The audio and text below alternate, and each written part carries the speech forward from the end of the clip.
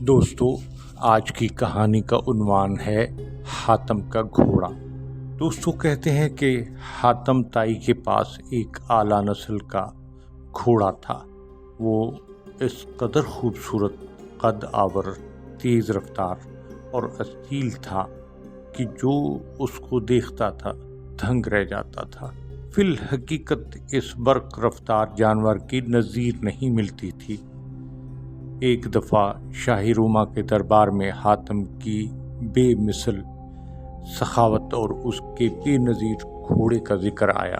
بادشاہ نے اپنے وزیر سے کہا کہ بغیر دلیل کے ڈھینگے مارنا بےہودگی ہے۔ میں حاتم سے یہ گھوڑا مانگوں گا۔ اگر اس نے دے دیا تو جانوں گا کہ واقعی وہ ایک بڑا شخص ہے۔ اگر اس نے دینے سے انکار کیا تو سمجھوں گا کہ اس کی شہرت محض خالی ڈھول کی آواز ہے۔ چنانچہ اس نے ایک عقل مند قاصدوں وفد قبیلہ طے کو روانہ کر دیا تاکہ حاتم سے وہ گھوڑا مانگ لائے۔ قاصد اور اس کے ساتھی منزلوں پر منزلیں مارتے قبیلہ طے میں پہنچے اور رات کو حاتم کے ہاں شباش ہوئے۔ اس وقت سخت بارش ہو رہی تھی اور تند و تیز ہوا کے جھکڑ چل رہے تھے۔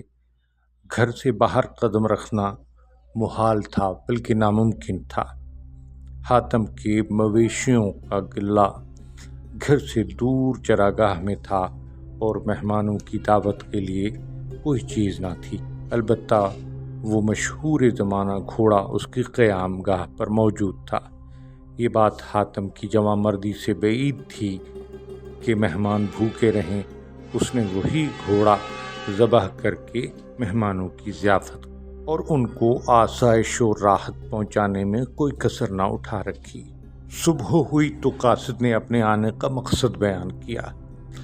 حاتم پر جیسے بجلی گر پڑی، حسرت سے اپنے دانتوں سے کاٹنے لگا اور قاصد سے کہنے لگا، اے نیک بخت، تو پہلے حرف مدعا زبان پر کیوں نہ لایا؟ وہ گھوڑا تو میں نے گزشتہ شب تمہاری ضیافت کے لیے ذبح کر دیا۔ رات کو وہ سیخ کباب تم لوگوں نے کھائے۔ افسوس کہ اس کے سوا اور کوئی چیز میسر نہیں تھی اور مجھے یہ گوارا نہ تھا کہ مہمان بھوکے سوئیں۔ قاصد اور اس کے ساتھی حاتم کی جوان مردی پر اش اش کر اٹھے۔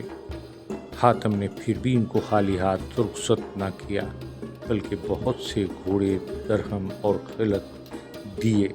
جب وہ شاہی روم کے پاس گئے، ان کو سارا قصہ سنایا تو اس نے قبیلہ طے کے جوان مرد پر 1000 آفرین کہی اور یہ کہا اور مان لیا کہ سخاوت حاتم پر ختم ہے۔